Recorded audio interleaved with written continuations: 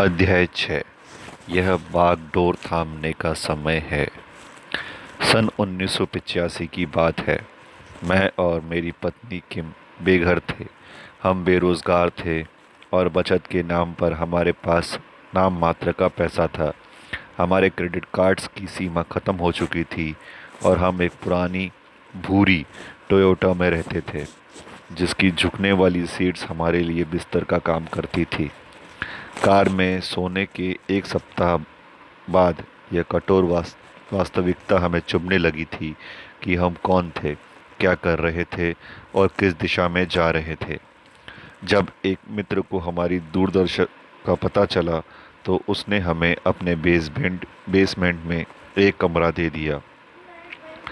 जब मित्रों और परिवार वालों को हमारी हालत के बारे में बताया गया जब मित्रों और परिवार वालों को हमारी हालत के बारे में बताया गया तो उनका पहला सवाल हमेशा यही होता था, तुम कोई नौकरी क्यों नहीं कर लेते। पहले पहल तो हमने कोशिश करी, लेकिन हमारे शुभचिंतकों को अपने तर्क समझाने में हमें काफ़ी मुश्किलें आई। जब आप किसी ऐसे व्यक्ति से बात कर रहे हो जो नौकरी को महत्व देता हो, तो उसे यह समझाना मुश्किल होता है कि आप नौकरी क्यों नहीं करना चाहते। हम कभी कभार यहाँ वहाँ काम करके कुछ डॉलर कमा लेते थे, लेकिन हम वह काम सिर्फ इसलिए करते थे ताकि हमारे पेट में भोजन रहे और हमारे घर यानी हमारी कार में गैस रहे। मुझे स्वीकार करना होगा कि गहरे व्यक्तिगत संशयों के पलों में तनख्वाह वाली सुरक्षित नौकरी का विचार बहुत आकर्षक लग रहा था। लेकिन चूंकि हम लोग नौकरी की सुरक्षा की तलाश नहीं कर रहे थे, इसलिए हम लगे रहे और आर्थिक खाई की कगार पर एक एक दिन करके जीते रहे। हम जानते थे कि हम जब चाहेंगे हमें एक सुरक्षित और ऊंची तनख्वाह वाली नौकरी मिल सकती है। हम दोनों ही कॉलेज की पढ़ाई पूरी कर चुके थे। हम में नौकरी की अच्छी योग्यताएं थी और हमारी कार्यनीति ठोस थी, लेकिन हम नौकरी की सुरक्षा नहीं चाहते थे, हम तो आर्थिक स्वतंत्रता चाहते थे। 1989 तक हम मिलीनियर बन गए। मैं अक्सर लोगों को कहते सुनता हूँ, पैसे बनाने के लिए पैसों की ज़रूरत होती है। यह सरासर बकवास है। बेघर से मिलीनियर बनने की हमारी यात्रा में 4 वर्ष का समय लगा था, तथा इसके बाद असली आर्थिक स्वतंत्रता तक पहुँचने में हमें 5 और साल लगे, लेकिन इनमें पैसों की ज़रूरत नहीं पड़ी। जब हमने शुरुआत की थी तो हमारे पास ज़रा भी पैसा नहीं था। वास्तव में हम कर्ज में थे और रास्ते में किसी ने भी हमें कुछ नहीं दिया। हमारी अच्छी औपचारिक शिक्षा की ज़रूरत भी नहीं पड़ती। कॉलेज की शिक्षा पारंपरिक पेशों के लिए महत्वपूर्ण है, लेकिन दौलतमंद बनने की इच्छा रखने वालों के लिए नहीं। अगर पैसा बनाने में पैसों की ज़रूरत नहीं पड़ती और आर्थिक दृष्टि से स्वतंत्र बनना सीखने में औपचारिक शिक्षा की भी ज़रूरत नहीं होती है, तो फिर किस चीज़ की ज़रूरत होती है? दरअसल इसमें एक सपने की ज़रूरत होती है, बहुत से संकल्प की ज़रूरत होती है, फटाफट सीखने की इच्छा की ज़रूरत होती है और इस बात की समझ की भी ज़रूरत होती है कि आप कैश फ्लो क्वाड्रेंट के किस खंड में रहकर काम कर रहे हैं। कड़ी मेहनत से आप अमीर नहीं बनेंगे। हमारी संस्कृति में एक अजीब सा विचार है जो कहता है, यदि आप सचमुच कड़ी मेहनत करेंगे तो सब कुछ ठीक रहेगा। बकवास। दुखद बात यह है कि ज़्यादातर लोगों की ब्रेन वॉशिंग करके उन्हें यह यकीन दिला दिया गया है। हालांकि इसके विरोध में ढेर सारे प्रमाण हम सभी के आसपास भरे पड़े हैं। कौन से प्रमाण? बस अपने चारों ओर नज़र डाल लें। क्या आप किसी ऐसे व्यक्ति को जानते हैं जो जीवन भर सचमुच कड़ी मेहनत करता है, लेकिन इसके बावजूद अंत में उसका जीवन गरीबी की रेखा के अपमान और हताशा से बस थोड़ा सा ऊपर थोड़ा सा नीचे रह जाता है? जाहिर है आप जानते हैं, हम सभी जानते हैं, संसार ऐसे लोगों से भरा पड़ा है जो कड़ी मेहनत करते हैं, लेकिन इसके बावजूद निश्चित रूप से उनकी हालत ठीक नहीं है। और शायद सबसे बुरा हिस्सा यह है कि इनमें से कई दुर्भाग्यशाली लोग इस नतीजे पर पहुंच जाते हैं कि उनकी गलती या व्यक्तिगत अक्षमता के कारण ही ऐसा हुआ। उन्होंने सभी चीज़ें की हैं, ठीक है, लेकिन इसके बावजूद अगर वे कामयाब नहीं हुए तो इसका मतलब शायद यह है कि उन्होंने पर्याप्त कड़ी मेहनत नहीं की या उन्हें किस्मत ने अवसर ही नहीं दिए। शायद वे सफलता के लिए बने ही नहीं थे। बकवास। समस्या यह है कि कड़ी मेहनत का मिथक सिर्फ यही है, एक मिथक। देखिए, मुझे गलत न समझे, मैं यह नहीं कह रहा हूँ कि दौलत बनाने और आर्थिक स्वतंत्रता पाने में कड़ी मेहनत नहीं लगती है और बहुत ज़्यादा लगती है। मुझे उम्मीद है कि आप इतने नादान नहीं हैं कि उन मूर्खों की बात पर यकीन कर लें जो आपसे कहते हैं कि वह आपको दौलत पाने का ऐसा तरीका बता सकते हैं जो आसान है, तुरंत कामयाब हो जाता है और उसमें ज़रा भी मेहनत नहीं लगती है। क्योंकि यदि आप इतने नादान हैं तो मैं एक ऐसे पुल के बारे में जानता हूं जिसे आप सचमुच सस्ते में खरीद सकते हैं, और सब प्राइम मॉर्गेज या क्रेडिट डिफ़ॉल्ट स्वैप्स का पूरा तंत्र आपके लिए बिल्कुल सही हो सकता है। नहीं, इसमें कड़ी मेहनत की ज़रूरत होती है। असल सवाल यह है, आप किस काम में कड़ी मेहनत करते हैं। मुझे लगता है आप कह रहे होंगे, किस काम में? जाहिर है पैसे बनाने में। लेकिन इतनी जल्दबाजी ना करें, क्योंकि हमारी सांस्कृतिक सोच की इस दुखद भूल के पीछे यह कठोर सच्चाई छिपी है। पैसे बनाने में कड़ी मेहनत करने से दौलत कभी नहीं बन पाएगी। जो लोग आमदनी के लिए काम करते हैं वे बहुत मेहनत करते हैं, लेकिन उन पर ज़्यादा कर लगता चला जाता है। पैसे बनाने में कड़ी मेहनत करने के बारे में भूल जाएं। इससे तो सिर्फ यह होगा कि आप उसे खर्च कर देंगे और इसके बाद आपको दोबारा कड़ी मेहनत करनी होगी। आप पूछ सकते हैं, ठीक है तो मैं क्या करूं? आप नियंत्रण अपने हाथों में लें। किस चीज़ का नियंत्रण? देखिए, चाहे आप कितनी ही कड़ी कोशिश कर लें, आप जीवन की ज़्यादातर चीज़ों को नियंत्रित नहीं कर सकते। आप बाज़ार को नियंत्रित नहीं कर सकते, आप कर्मचारियों को नियंत्रित नहीं कर सकते, आप अर्थव्यवस्था को नियंत्रित नहीं कर सकते। तो फिर आप किसे नियंत्रित कर सकते हैं? दरअसल आप अपनी आमदनी के स्रोत को नियंत्रित कर सकते हैं। समस्या, व्यवसाय खड़ा करना ही वह तरीका है जिससे अधिकांश बहुत अमीर लोग अमीर बने हैं। बिल गेट्स ने माइक्रोसॉफ्ट की स्थापना करी, माइकल डेल ने अपनी डॉर्मेट्री के कमरे में डेल कंप्यूटर्स की स्थापना करी। बहरहाल, बी क्वाड्रेंट में सचमुच जीने वाले लोगों की संख्या ऐतिहासिक दृष्टि से बहुत बहुत कम रही है। सच्ची दौलत उत्पन्न करने के लिए ये क्वाड्रेंट सबसे अच्छी जगह है, लेकिन इसमें प्रवेश करने के लिए कुछ अवरोधों को पार करना होता है, जिसकी वजह से अधिकांश लोग बाहर ही रह जाते हैं। एक बात तो यह है कि अधिकांश लोगों के पास उतना पैसा नहीं होता जिनकी ज़रूरत उन्हें अपना खुद का व्यवसाय शुरू करने के लिए होती है।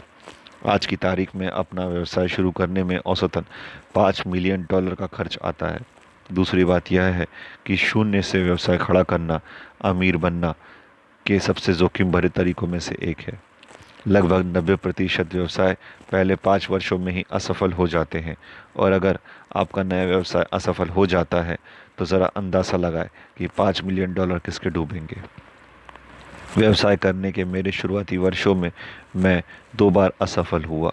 हालांकि मैं कभी दिवालिया नहीं हुआ और मुझे कभी कोई शासकीय सहायता भी नहीं मिली, लेकिन इसमें मेरे कई $1 मिलियन डूब गए। आमतौर पर जब आप खुद का व्यवसाय शुरू करते हैं तो आपको यह सुनिश्चित करना होता है कि जगह के किराए, बिजली पानी के बिलों और बाकी ज़रूरी खर्चों का भुगतान हो, आपके कर्मचारियों का भुगतान हो और आपके सप्लायर्स का भुगतान हो, वरना आप बिज़नेस से बाहर हो जाएंगे। अब ज़रा अंदाज़ा लगाएं, भुगतान किसे नहीं मिलता है? आपको। जब आप कोई नया व्यवसाय शुरू करते हैं तो यहाँ मैं एक सफल व्यवसाय के बारे में बात कर रहा हूँ, तो आपको 5 से 10 साल तक बिना भुगतान के काम करना पड़ सकता है। किम और मेरी कहानी को याद करें, जो अपनी पुरानी टोयोटा कार में सो रहे थे। यह मज़ेदार नहीं था। हम नौकरी कर सकते थे जिसे तत्काल हमारे सिर के ऊपर छत मुहैया हो सकती थी, लेकिन यह चाहे जितना दुखद रहा हो और मेरा यकीन माने यह था। हमने नौकरी करने के बजाय बेघर रहने का विकल्प चुना, क्योंकि हमें व्यवसाय का स्वामी बनने और बी क्वाड्रेंट में रहने के अपने सपने को पूरा करना था, और उस पर हमें पूरा यकीन था। अधिकांश लोगों में इन परिस्थितियों का मुकाबला करने का मानसिक, भावनात्मक, शारीरिक या आर्थिक जीवट नहीं होता। यह निर्मम हो सकता है और आमतौर पर होता भी है। एक फ्रेंचाइजी ले लें तो फ्रेंचाइजी लेने से जोखिम बहुत कम हो जाता है। मैकडॉनल्ड्स या सबवे जैसे प्रतिष्ठित फ्रेंचाइजी होने पर आपकी सफलता की संभावना काफ़ी अच्छी हो जाती है और ज़्यादातर ज़मीनी काम बना बनाया मिल जाता है। लेकिन आप अब भी सबसे पहली और सबसे बड़ी समस्या पर अटक जाते हैं। ऐसा फ्रेंचाइजी लेने के लिए आपको नकद पैसे देने पड़ते हैं। किसी प्रतिष्ठित फ्रेंचाइजी को खरीदने की लागत $1 लाख से लेकर $15 लाख या इससे भी ज़्यादा हो सकती है, और यह तो सिर्फ फ्रेंचाइजी के अधिकार खरीदने का खर्च है। इसके बाद आपको प्रशिक्षण, विज्ञापन और समर्थन के लिए मुख्यालय का जो मासिक भुगतान करना होता है वह अलग होता है, और इस सारे समर्थन के बावजूद सचमुच दौलतमंद बन जाने की कोई गारंटी नहीं है। कई बार तो फ्रेंचाइजी घाटे में चलने के बावजूद फ्रेंचाइजी मालिक या मुख्यालय को भुगतान भेजना होता है। भले ही आप उन लोगों में हो जिनका फ्रेंचाइजी सफल हो जाता है, लेकिन इस बात की काफ़ी संभावना है कि पहले कुछ सालों में आप खुद खास पैसे नहीं कमा पाएंगे। और यह भी याद रखें, 3 में से एक फ्रेंचाइजी अंततः डूब जाता है। जब मेरे गरीब डैडी 50 साल के थे तो उन्होंने हवाई के राज्यपाल के खिलाफ चुनाव लड़ने का दुस्साहस किया, और वह जिसके खिलाफ लड़ रहे थे वह और कोई नहीं, उनके तत्कालीन बॉस ही थे। इसके बाद क्या हुआ, आप सहज ही अंदाज़ा लगा सकते हैं। गरीब डैडी न सिर्फ चुनाव हार गए, बल्कि उनके बॉस ने उन्हें नौकरी से भी निकाल दिया और साफ शब्दों में बता दिया कि वे दोबारा कभी हवाई में नौकरी नहीं कर पाएंगे। डैडी ने अपनी सारी बचत बटोर कर एक लोकप्रिय फ्रेंचाइजी खरीद लिया, जिसके बारे में कहा जाता था कि यह फ्रेंचाइजी कभी नहीं डूब सकता। जो फ्रेंचाइजी कभी नहीं डूब सकता था वह डूब गया, और साथ में मेरे डैडी भी। दरअसल उनका सब कुछ डूब गया। सिद्धांततः फ्रेंचाइजी एक विचार बेहतरीन है, लेकिन वास्तव में यह एक जुआ है, और यह एक ऐसा जुआ है जिसमें आपको टेबल पर पहुंचने और खेलने का अवसर पाने के लिए ही बहुत सारी भारी कीमत चुकानी पड़ती है। निष्क्रिय आमदनी की शक्ति। क्या आपने कभी पानी के उन स्प्रिंग वाले नलों का उपयोग किया है जो कुछ सार्वजनिक रेस्ट रूम में पानी बचाने के लिए लगाए जाते हैं? जब आप पानी चालू करते हैं तो आपको बटन दबाए बंद रखना पड़ता है, क्योंकि बटन छोड़ते ही पानी भी बंद हो जाता है। अधिकांश लोगों की आमदनी का स्रोत उसी नल जैसा होता है। आपके पास थोड़ा पैसा बहकर आता है, और जैसे ही आप काम करना छोड़ देते हैं यह बंद हो जाता है। इस तरह आप आर्थिक दृष्टि से कभी स्वतंत्र नहीं हो सकते। आपको तो पैसे का ऐसा नल चाहिए जिसे आप एक बार चालू करने के बाद खुला छोड़ दें, और फिर यह अपने आप चलता रहे। यह आज, कल और अगले सप्ताह आमदनी पाने के बारे में नहीं है, यह तो अनंत काल तक अपनी आमदनी सुरक्षित करने के बारे में है। यह निष्क्रिय आमदनी है, जिसे रेसिडुअल इनकम भी कहा जाता है, यानी ऐसी आमदनी जो बार बार आती रहती है, आपके मेहनत करने और आमदनी के उस स्रोत में आवश्यक पूंजी लगाने के लंबे समय बाद भी। खुद को बी क्वाड्रेंट में पहुंचाना इस दिशा में एक शक्तिशाली कदम है, लेकिन सारे व्यवसायों में निष्क्रिय आमदनी नहीं मिलती है। यदि आप किसी रेस्तरां के मालिक हैं तो आपको आमदनी तभी होगी जब आप खाना बनाएंगे और बेचेंगे। यदि आप एयर कंडीशनर की मरम्मत करने के व्यवसाय में हैं तो आपको आमदनी तभी होगी जब आप वह सेवा प्रदान करेंगे। यहाँ तक कि ऊंची आमदनी वाले डॉक्टर और वकील भी पैसा सिर्फ तभी कमाते हैं जब वे रोगियों या मुवक्किलों से मिलते हैं। यदि किसी रोगी या मुवक्किल को किसी विशेष सप्ताह में उनके ज्ञान या सेवाओं की आवश्यकता नहीं है तो उनकी आमदनी का नल बंद हो जाता है, और उस सप्ताह उनमें से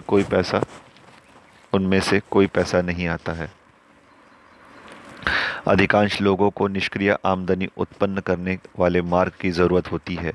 इसी उद्देश्य से डोनाल्ड ट्रंप और मैंने मिलकर कई प्रकार के व्यावसायिक तंत्रों का मूल्यांकन किया जिनसे निष्क्रिय आमदनी उत्पन्न हो सकती है। हमने अपने परिणाम we want you to be rich पुस्तक में प्रकाशित किए। और वैसे यह सिर्फ हमारी पुस्तक का शीर्षक ही नहीं है, हम आपको सचमुच अमीर बनाना चाहते हैं। दौलत सीमित धन का खेल नहीं है। ऐसा भी नहीं है कि अगर आप अमीर बन गए तो आप मुझसे या डॉलर से या किसी और से कुछ लेंगे। दरअसल हम जिस संसार में रह रहे हैं वह अद्भुत और प्रचुर है। यहाँ पर्याप्त से ज़्यादा मात्रा में ऊर्जा, सामग्री, चतुराई, रचनात्मकता और महत्वाकांक्षा मौजूद है जिससे इस संसार में रहने वाला हर व्यक्ति दौलतमंद बन सकता है। तो हमने क्या पाया? हमने यह पाया कि एक बिजनेस मॉडल जो बाकी से अलग हटकर दिखता है। यह विशेष बिजनेस मॉडल निष्क्रिय आमदनी प्रदान करता है। साथ ही इसे शुरू करने की लागत तुलनात्मक रूप से बहुत कम होती है। इसमें दीगर खर्च भी बहुत कम होता है और इसे अपनी सुविधा के हिसाब से पार्ट टाइम में भी किया जा सकता है, जब तक कि इससे उद्यमी को पर्याप्त कैश फ्लो न मिलने लगे और वह अपनी वर्तमान पूर्णकालिक नौकरी को छोड़ने की स्थिति में न आ जाए। इस बिजनेस मॉडल का नाम है नेटवर्क मार्केटिंग। बाकी की पुस्तक इसी के बारे में है। अध्याय 6 समाप्त। खंड 2। एक व्यवसाय। दौलत बनाने वाली 8 संपत्तियाँ। 8 कारण जिनकी बदौलत नेटवर्क मार्केटिंग आपके भविष्य को सुरक्षित बना सकती है। अध्याय 7। व्यवसाय में मेरे वर्ष। शुरुआत में ही मैं स्थिति को पूरी तरह स्पष्ट कर देना चाहता हूँ। मैं वास्तव में नेटवर्क मार्केटिंग व्यवसाय में कभी नहीं रहा हूँ। मैं किसी नेटवर्क मार्केटिंग कंपनी का मालिक या डिस्ट्रीब्यूटर नहीं हूँ। किसी नेटवर्क मार्केटिंग कंपनी से मुझे कोई आर्थिक लाभ नहीं होता है और ना ही मैं किसी विशेष कंपनी का प्रचार प्रसार करता हूँ। लेकिन मैं बरसों से इस पूरे व्यवसाय का प्रबल समर्थन करता आ रहा हूँ और इस अध्याय में मैं आपको इसका कारण बताना चाहता हूँ। 1975 में मेरा नेटवर्क मार्केटिंग से पहला संपर्क हुआ जब एक मित्र ने मुझे एक नए व्यावसायिक अवसर की प्रस्तुति में आमंत्रित किया। चूँकि मुझे व्यावसायिक और निवेश अवसरों की जांच करते रहने की आदत है, इसलिए मैं जाने के लिए राज़ी हो गया। हालांकि मुझे ये बात थोड़ी अजीब लगी कि वह व्यावसायिक बैठक किसी ऑफिस के बजाय किसी के घर पे हो रही थी। मैंने 3 घंटे तक प्रस्तुति में बताई गई बातों को सुनी। उसने नौकरी करने के बजाय खुद का व्यवसाय खड़ा करने का महत्व अच्छी तरह बताया। मैं उसकी बताए अधिकांश बातों से सहमत था। प्रस्तुति खत्म होने के बाद मेरे मित्र ने मुझसे पूछा कि इन बातों में के बारे में मेरे क्या विचार हैं। मैंने जवाब दिया, यह रोचक है लेकिन मेरे काम का नहीं है। मैं पहले ही अपने व्यवसाय को खड़ा करने की प्रक्रिया में पूरी तरह सक्रिय था, तो फिर दूसरे लोगों के साथ व्यवसाय खड़ा करने की ज़रूरत क्या थी। और इसके अलावा यह नेटवर्क मार्केटिंग व्यवसाय था। मुझे दरअसल ज़रा भी पता नहीं था कि इसका क्या मतलब है, लेकिन मैंने सोचा कि मैं इसका मतलब जानता हूँ और मुझे यकीन था कि इससे मुझे कोई फ़ायदा नहीं होगा। मैंने अपने 2 मित्रों के साथ मिलकर जो स्पोर्ट्स वॉलेट बिज़नेस शुरू किया था वह मेरी पहली नेटवर्क मार्केटिंग मीटिंग के बाद जल्द ही कामयाब हो गया। मेरी 2 साल की कड़ी मेहनत रंग लाने लगी। मेरे दोनों पार्टनर्स और मुझ पर सफलता, शोहरत तथा दौलत की बारिश होने लगी। हमने कसम खाई थी कि हम में से प्रत्येक 30 साल की उम्र तक मिलियनेयर बन जाएगा और अपनी कड़ी मेहनत तथा त्याग की बदौलत हम अपने लक्ष्य तक पहुंच गए। 1970 के दशक की यह बात थी जब £1 मिलियन, $1 मिलियन सचमुच बड़ी रकम होती थी।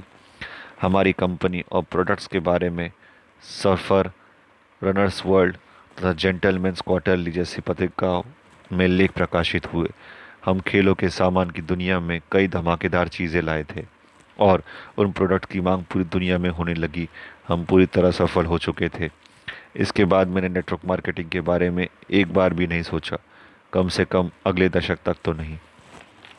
मस्तिष्क का खुलना। बाद के वर्षों में मेरा दिमाग खुलने लगा। मेरा जो वॉलेट व्यवसाय अविश्वसनीय रूप से सफल हुआ था, वह चंद सालों में डूब गया। यह काफ़ी विनम्र बनने वाला अनुभव था और बहुत सकारात्मक भी, क्योंकि इसकी बदौलत मैंने अपने आसपास के संसार को ज़्यादा गौर से देखा और सवाल पूछे। मेरे अमीर डैडी ने मुझे जो बातें सिखाई थी, वे ज़्यादा गहराई से मेरे दिल में उतरने लगी और मेरा दृष्टिकोण व्यापक होने लगा। मुझे दूसरा सफल व्यवसाय बनाने में ज़्यादा समय नहीं लगा, फिर एक और फिर एक और, लेकिन उन पहले व्यवसाय के विपरीत इनमें से कोई नहीं डूबा, बल्कि लगातार सफल होते रहे। उन वर्षों के दौरान मेरे मन में खुद अमीर बनने का विचार बहुत प्रबल था, लेकिन इसके साथ ही मैं अमीर बनने के दूसरों मैं अमीर बनने में दूसरों की मदद करने के विचार से भी आकर्षित हुआ। मुझे एहसास हुआ कि हालांकि व्यक्तिगत सफलता से संतोष मिलता है, लेकिन जब आप सफल होने में दूसरे की मदद करते हो तो कहीं ज़्यादा संतोष मिलता है। अगले 15 वर्षों तक मैं नेटवर्क मार्केटिंग के बारे में नकारात्मक बातें सुनता रहा, ज़्यादातर मामलों में अपनी जान पहचान के लोगों से। आखिरकार मैंने खुद इस व्यवसाय की पड़ताल करने का निर्णय लिया। 1990 के दशक की शुरुआत में बिल नामक एक मित्र से मेरी मुलाकात हुई, जो रिटायर्ड मल्टी मिलियनर था। हम बातचीत करने लगे और उसने यह आश्चर्यजनक तथ्य पता चला कि वह नेटवर्क मार्केटिंग व्यवसाय से जुड़ा हुआ था। बिल बहुत तीक्ष्ण बुद्धि और बेहद व्यवहारिक इंसान था। मैं जानता था कि उसने कुछ समय पहले ही $1 अरब से अधिक के कमर्शियल रियल एस्टेट प्रोजेक्ट पूरे किए थे। मैंने उससे पूछा कि आखिर वह नेटवर्क मार्केटिंग से क्यों जुड़ा और उसे इसकी क्या ज़रूरत थी। उसने बताया, बरसों से लोग मुझसे रियल एस्टेट में निवेश करने की सलाह मांग रहे हैं। वे जानना चाहते हैं कि क्या वह मेरे साथ निवेश कर सकते हैं। देखिए, वे ऐसा नहीं कर सकते, क्योंकि उनमें से अधिकांश के पास 50,000 या $1 लाख नहीं होते, जो मेरे स्तर के रियल एस्टेट निवेशकों के लिए ज़रूरी होते हैं। वास्तव में उनमें से कई के पास तो बिल्कुल पैसा नहीं होता। कुछ तो दिवालियेपन से सिर्फ 2 तनख्वाह दूर होते हैं। इसलिए वे उन सस्ते, बिना डाउन पेमेंट वाले सौदों की तलाश करते हैं, जो अक्सर बहुत बुरे निवेश होते हैं। नेटवर्क मार्केटिंग के ज़रिए मैं वास्तव में उतना पैसा बनाने में लोगों की मदद कर सकता हूँ, जिससे वे रियल एस्टेट में गंभीर निवेश कर सकते हैं। मैं जितने ज़्यादा लोगों की मदद करता हूँ, मेरे पास उतने ही ज़्यादा निवेशक होते हैं, उसने आगे कहा। इसके अलावा, दरअसल मुझे ऐसे लोगों के साथ काम करना बहुत अच्छा लगता है जिनमें सीखने और विकास करने की भूख होती है। दूसरी ओर, उन लोगों के साथ काम करना बड़ा बोझिल होता है जो सोचते हैं कि वे पहले से सब कुछ जानते हैं, जैसा मेरे रियल एस्टेट सौदों में अक्सर होता रहता है। नेटवर्क मार्केटिंग में मैं जिन लोगों के साथ काम करता हूँ, वे नए विचारों को लेकर वाकई रोमांचित हो जाते हैं। बिल के साथ कुछ मिनट बातचीत करने के बाद मुझे हवाई अड्डे भागना था। बहरहाल, अगले कुछ महीनों तक हमारा संवाद बराबर चलता रहा और इसके साथ ही नेटवर्क मार्केटिंग तथा इसके लाभों के प्रति मेरा सम्मान भी बढ़ता चला गया। 1994 में मैंने इस उद्योग पर गंभीर शोध शुरू किया। मुझे जिस भी प्रस्तुति की जानकारी मिलती थी, मैं उसमें चला जाता और वहाँ कहीं जाने वाली हर बात को गौर से सुनता था। मैंने कई कंपनियों के साहित्य का अध्ययन किया, उनके ट्रैक रिकॉर्ड्स पर नज़र डाली, गहराई में जाकर उनकी पड़ताल की। मैंने यह सारी जांच पड़ताल उसी तरह करी जिस तरह मैं निवेश के लिए किसी व्यावसायिक उपक्रम का अध्ययन करता हूँ। यदि जांच पड़ताल के बाद मुझे कंपनी जम जाती थी, तो मैं उससे जुड़ भी जाता था, ताकि उसके बारे में अंदरूनी जानकारी हासिल कर सकूं और यह जान सकूं कि अनुभव अंदर से कैसा है। अंततः इन कंपनियों के कुछ लीडर्स से मेरी मुलाकात होने लगी। मुझे यह जानकारी हैरानी मुझे यह जानकर हैरानी हुई कि के दौरान मैं जिन लोगों से मिला था, वह उनमें सबसे बुद्धिमान, दयालु, नैतिक, आध्यात्मिक और पेशेवर लोगों में थे। एक बार जब मैं अपने पूर्वग्रहों से उबर गया और नेटवर्क मार्केटिंग के लोगों से मिलने के बाद उनका सम्मान करने लगा तथा उनसे जुड़ने लगा, तो मुझे इस उद्योग का हृदय मिल गया और मुझे जो मिला उससे मैं आश्चर्यचकित रह गया। जब 1975 में पहली अवसर बैठक में मुझे नेटवर्क मार्केटिंग की अवधारणा की जानकारी मिली थी, तब मेरा दिमाग इसके विचार के प्रति कसकर बंद हो गया था। अब लगभग 20 साल बाद मेरा दृष्टिकोण पूरी तरह बदल गया था। लोग कई बार मुझसे पूछते हैं, आप खुद नेटवर्क मार्केटिंग के माध्यम से अमीर नहीं बने हैं, फिर आप दूसरों को इसके ज़रिए दौलत बनाने की सलाह क्यों देते हैं? देखिए, चूंकि मैंने अपनी दौलत नेटवर्क मार्केटिंग के ज़रिए नहीं बनाई है, इसलिए मैं इस उद्योग के बारे में ज़्यादा निष्पक्ष हो सकता हूँ।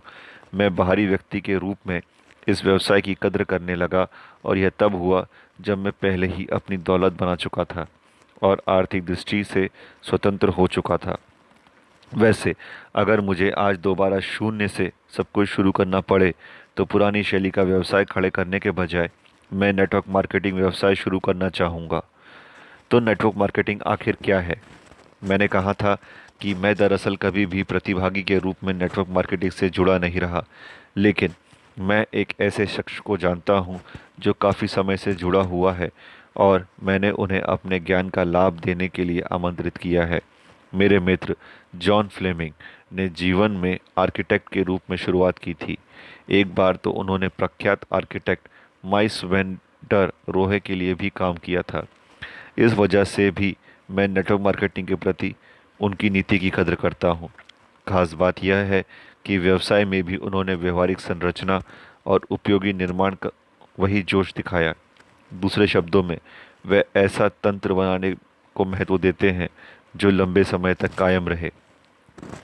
जॉन के पास नेटवर्क मार्केटिंग का लगभग 40 साल का अनुभव है, जिसकी बदौलत वे इन पन्नों में हमें लाभान्वित करेंगे। उन्होंने अपनी खुद की कंपनी बनाई और चलाई। वे बहुत सी कंपनियों में कई एग्जीक्यूटिव पदों पर काम कर चुके हैं, जिनमें एक बहुत बड़ी और सम्मानित कंपनी शामिल है। इसमें वे 15 सालों तक रीजनल वाइस प्रेसिडेंट रहे, और फिर बिक्री, रणनीति, प्रशिक्षण और विकास के वाइस प्रेसिडेंट भी। वे उद्योग के विभिन्न ट्रेड समूहों में भी सक्रिय रहे हैं। 1997 में डायरेक्ट सेलिंग एजुकेशन फाउंडेशन ने जॉन को अपने सर्वोच्च सम्मान सर्कल ऑफ ऑनर अवार्ड से नवाजा। आज जॉन डायरेक्ट सेलिंग न्यूज़ के प्रकाशक और प्रमुख संपादक के रूप में भी कार्यरत हैं, जो डायरेक्ट सेलिंग और नेटवर्क मार्केटिंग एग्जीक्यूटिव की सेवा करने वाला एक प्रतिष्ठित ट्रेड प्रकाशन है। रॉबर्ट, जॉन, उन पाठकों के लिए जिन्हें शायद पहले से ना पता हो, आप यह बताएं कि नेटवर्क मार्केटिंग आखिर है क्या और इसे कौन सी चीज़ चलाती है। जॉन, नेटवर्क मार्केटिंग पिछली सदी के मध्य से विभिन्न रूपों में हमारे बीच रही है। इसका बुनियादी विचार सरल भी है और बेहतरीन भी। प्रोडक्ट्स या सेवाओं के प्रचार के लिए तमाम पेशेवर संस्थाओं या मार्केटिंग चैनल्स पर ढेर सारा पैसा खर्च करने के बजाय क्यों ना उन्हीं लोगों को भुगतान किया जाए जो उन प्रोडक्ट में सबसे ज़्यादा प्रेम करते हैं और दूसरों को उनके बारे में बताते हैं। नेटवर्क मार्केटिंग कंपनी बिल्कुल यही करती है। उसे बिक्री से जितने भी डॉलर मिलते हैं, उनका एक हिस्सा एक स्वतंत्र प्रतिनिधियों को लौटा देती है, जो आमतौर पर उसके प्रोडक्ट के सबसे समर्पित और उत्साही उपभोक्ता होते हैं। रॉबर्ट, 1 मिनट के लिए मैं इसके विरोधी की भूमिका निभाना चाहूँगा। वैसे यह कारगर कैसे हो सकता है? मेरा मतलब है, मार्केटिंग की खास योग्यता न रखने वाले सामान्य लोगों का समूह वास्तव में प्रतिस्पर्धा के वर्तमान माहौल में ज़्यादा बिक्री कैसे कर सकता है? जॉन, देखिए, दरअसल यही इसकी सुंदरता है। जैसा हर मार्केटिंग प्रोफेशनल, हॉलीवुड प्रोड्यूसर और बड़ी कंपनी का मालिक जानता है, व्यक्तिगत मौखिक प्रचार ही संसार का सबसे शक्तिशाली प्रचार माध्यम होता है। इसलिए टेलीविज़न पर विज्ञापन देने वाली कंपनियां अभिनेताओं और अभिनेत्रियों को करोड़ों डॉलर की फीस चुकाती हैं, ताकि वे अपनी माँ, अपने जीवन साथी, अपने सबसे अच्छे मित्र या आपके बच्चों की तरह बातें करें। वे लोग व्यक्तिगत मौखिक अनुशंसा की नकल कर रहे होते हैं। नेटवर्क मार्केटिंग में हम असली चीज़ों का इस्तेमाल करते हैं, मॉडल की असली शक्ति, जिसे हम लिवरेज कहते हैं। रॉबर्ट, यह है कि प्रतिनिधि के रूप में आपको सिर्फ उन्हीं प्रोडक्ट पर कमीशन नहीं मिलता है जो आपके द्वारा अनुशंसित लोग खरीदते हैं, बल्कि प्रायः उन प्रोडक्ट्स पर भी मिलता है जो उनके द्वारा अनुशंसित लोग प्रत्यक्ष या अप्रत्यक्ष रूप से खरीदते हैं। अगर इन सबको जोड़ा जाए तो आंकड़ा काफ़ी बड़ा हो सकता है। अब यह तंत्र कैसे काम करता है, आप इस बात का जवाब जानते हैं। दरअसल डायरेक्ट सेलिंग नेटवर्क मार्केटिंग का वार्षिक कारोबार आज पूरे संसार में 110 अरब डॉलर से अधिक का है। आर्थिक संदर्भ में ये बहुत विशाल भूखंड है जो लगभग न्यूजीलैंड, पाकिस्तान या फिलीपींस के आकार का होगा।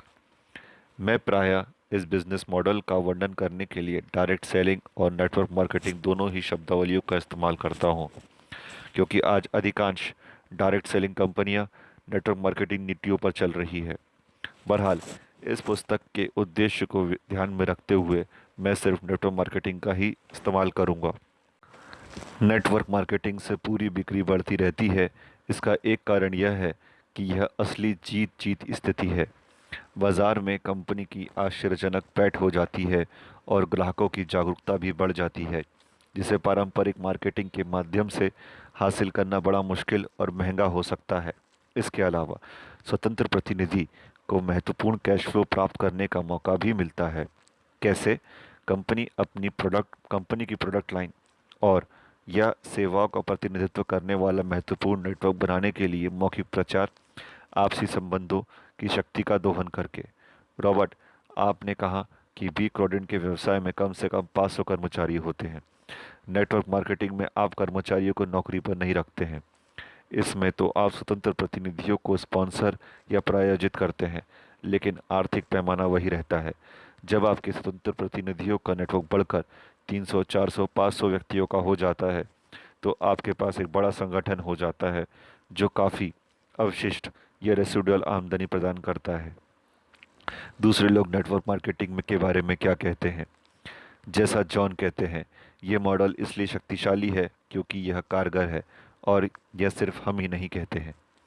प्रख्यात प्रबंधन विशेषज्ञ और मशहूर best seller in search of excellence के लेखक टॉम पीटर्स ने नेटवर्क मार्केटिंग का वर्णन करते हुए कहा है, मार्केटिंग में पहला सचमुच क्रांतिकारी परिवर्तन जो 50 साल से भी अधिक समय पहले प्रॉक्टर एंड गैम्बल और हार्वर्ड बिजनेस स्कूल में आधुनिक मार्केटिंग के आविर्भाव के बाद हुआ है। नेटवर्क मार्केटिंग की वर्तमान तथा भावी सफलता के बारे में Forbes, Fortune, Newsweek, time, US news and world report, US today, the New York times और वॉल स्ट्रीट जर्नल जैसी पत्रिकाओं में बहुत से लेख प्रकाशित हुए हैं। बहरहाल, 15 साल पहले इनमें से किसी भी पत्रिका ने इस व्यवसाय को स्वर्णिम अवसर नहीं कहा था, और अब देखें कि फॉर्च्यून का हालिया अंक नेटवर्क मार्केटिंग के बारे में क्या कहता है। एक निवेशक का स्वप्न, व्यवसाय जगत का सर्वश्रेष्ठ ढंग से कायम रहस्य, एक उद्योग जिसमें स्थायी वार्षिक विकास है, स्वस्थ कैश फ्लो है, निवेशित पूंजी का ऊंचा लाभ है और वैश्विक स्तर की दीर्घकालीन संभावनाएं भी हैं। वॉरेन बफे और रिचर्ड ब्रांसन में इतनी ज़्यादा भिन्नता है जितनी कि दो लोगों में हो सकती है। बफे एक पिकअप चलाते हैं और ओमाहा में रहते हैं। दूसरी ओर ब्रांसन अपनी खुद की एयरलाइन में उड़ान भरते हैं और ब्रिटिश वर्जिन आइलैंड में अपने खुद के टापू पर रहते हैं। लेकिन इनमें तीन चीज़ें समान हैं। दोनों ही अरबपति हैं, दोनों ही बेहद व्यवहारिक हैं और ये दोनों ही नेटवर्क मार्केटिंग कंपनियों के स्वामी हैं। क्या इससे आपको कोई नई बात पता चलती है? City group, jockey, L'Oréal, Mars, Remington और यूनिलीवर, ज़रा अंदाज़ा लगाएं कि इन सभी कंपनियों में कौन सी समानता है। इन सभी ने नेटवर्क मार्केटिंग के समुद्र में अपने पैर का अंगूठा रखा है, और कुछ मामलों में तो कमर तक का शरीर भी। आज कई विशेषज्ञ और सफल व्यवसायी नेटवर्क मार्केटिंग को विश्व के सबसे तीव्र गति से विकसित होने वाले बिजनेस मॉडल में से एक मानते हैं। अध्याय 7 समाप्त।